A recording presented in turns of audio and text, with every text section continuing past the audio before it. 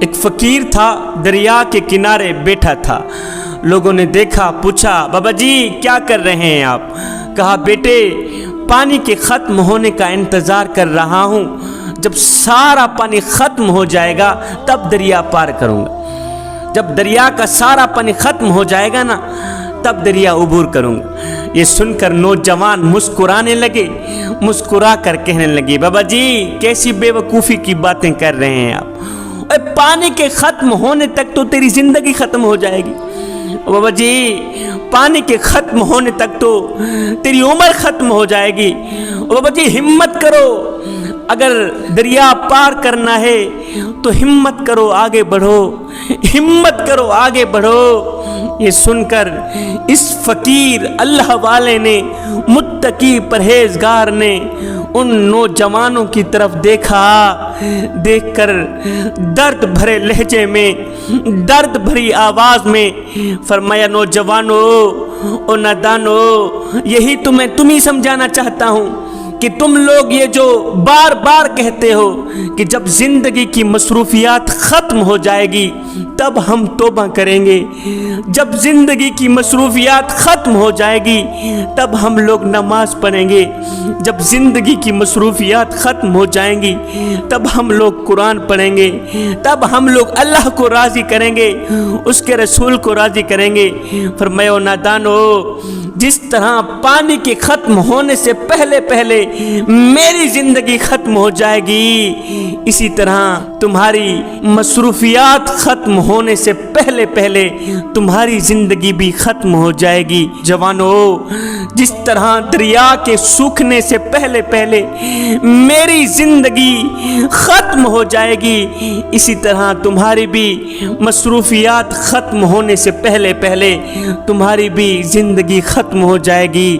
جوانو، انہی مصروفیات میں کچھ کر لو، انہی مصروفیات میں تھوڑا وقت نکال کر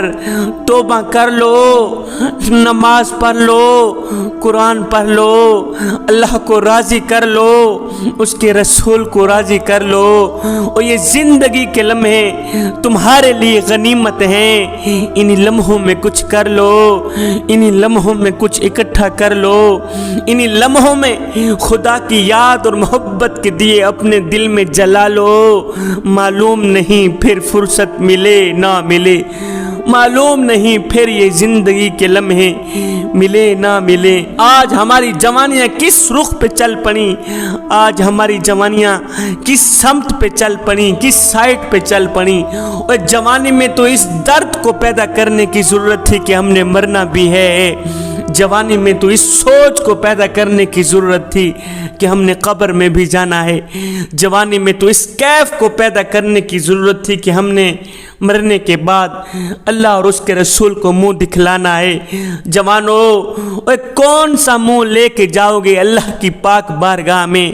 کون سا چہرہ لے کے جاؤ گے؟ میرے اللہ نے تمہیں حضرت انسان بنا کر دنیا میں بھیجا تھا، نادانو تم تو کیڑوں سے بھی بدتر نکلے۔ اگر سر میں درد ہو تو ہم یہ نہیں کہتے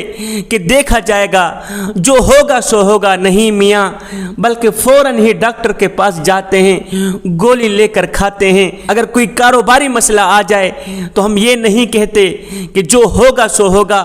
جو ہوگا دیکھا جائے گا، نہیں بلکہ فوراً ہی اس مسئلے کا حل نکالتے ہیں۔ اور نادانو، کتنا بڑا اہم مسئلہ ہے یہ کہ موت آنکھوں کے سامنے آ رہی ہے اور ہم کہتے ہیں جو ہوگا دیکھا جائے گا، جو ہوگا سو ہوگا۔ جوانو،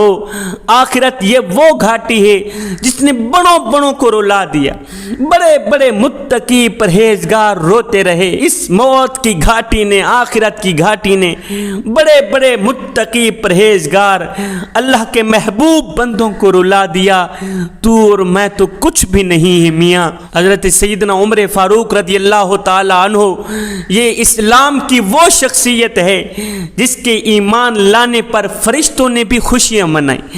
جس کو جنت کا ٹکٹ دنیا میں مل گیا، جس کے بارے میں میرے کریم نبی نے فرمایا اگر میرے بعد کوئی نبی ہوتا تو وہ عمر ہی ہوتا۔ آؤ اس عمر کی میں تمہیں کہانی سناتا ہوں۔ جب آپ کو خنجر لگا، جب آپ زخمی ہوئے، جب آپ کا وقت آخر آیا، جب آپ کی زندگی کا سورج غروب ہوا، جب آپ اس دنیا فانی سے رخصت ہو رہے تھے، تو آپ نے اپنے بیٹے کو فرمایا کہ میرے سر کو جلدی جلدی زمین پہ رکھو، جلدی کرو میرے سر کو مٹی پہ رکھو۔ جب آپ کا سر زمین پہ رکھا گیا، جب آپ کا سر مٹی پہ رکھا گیا، تو سیدنا عمر فاروق رضی اللہ تعالی عنہ نے اپنی گال مبارک کو مٹی پہ رگڑ کر خود کو کہنے لگے، اے عمر، اگر تیرے رب نے تجھے معاف نہ کیا پھر تو مارا گیا نا۔ یہ ہے عمر کی عاجزی، یہ ہے عمر کی انکساری، جس کو دنیا میں جنت کا ٹکٹ دے دیا گیا، جس کو جنتیوں کا سورج کہا گیا ہے، اس عمر کی عاجزی کی کہانی سنا رہا ہوں۔ آپ کا جب وقت آخر آیا تو آپ نے کہا میرے سر کو زمین پہ رکھو، مٹی پہ رکھو۔ جب آپ کا سر مٹی پہ رکھا گیا تو آپ نے اپنی گالوں کو مٹی پہ رگڑ کر خود کو کہنے لگے، عمر، آج رب سے ملاقات کا دن ہے، اگر رب نے تجھے معاف نہ کیا، آئے تو پھر ہلاک ہو گیا، تو پھر مارا گیا۔ عمر تو وہ ہیں جن کی بخشش انہیں دنیا میں ہی سنائی گئی، اس کے باوجود بھی عاجزی کا یہ حال ہے کہ جو فرما رہے ہیں، اے عمر تو لٹ گیا اگر تیرے رب نے تجھے معاف نہ کیا۔ میرے آقا علیہ الصلوۃ والسلام نے فرمایا، سمجھدار ہے وہ جس نے موت کو کثرت سے یاد رکھا، جس نے آخرت کے لیے تیاری کی، جس نے موت کے لیے تیاری کی۔ دنیا کا سب سے بڑا سمجھدار انسان ہے وہ۔ تو جوانوں، یہ زندگی کے لمحے تمہارے لیے غنیمت ہیں، یہ زندگی کی سانسیں تمہارے لیے غنیمت ہیں۔ آپ شہر سے گزرے ہوں گے اور سگنل پہ رکے ہوں گے، آپ نے دیکھا ہوگا کہ یہ جو سگنل کی گنتی ہوتی ہے یہ الٹی چل رہی ہوتی، اور نادانو، جہاں گنتی الٹی چل رہی ہو وہاں بہت جلد کام زیرو پہ آ جاتا ہے۔ ہماری زندگی کی سانسیں بھی الٹی چل رہی، ہماری زندگی بھی الٹی چل رہی۔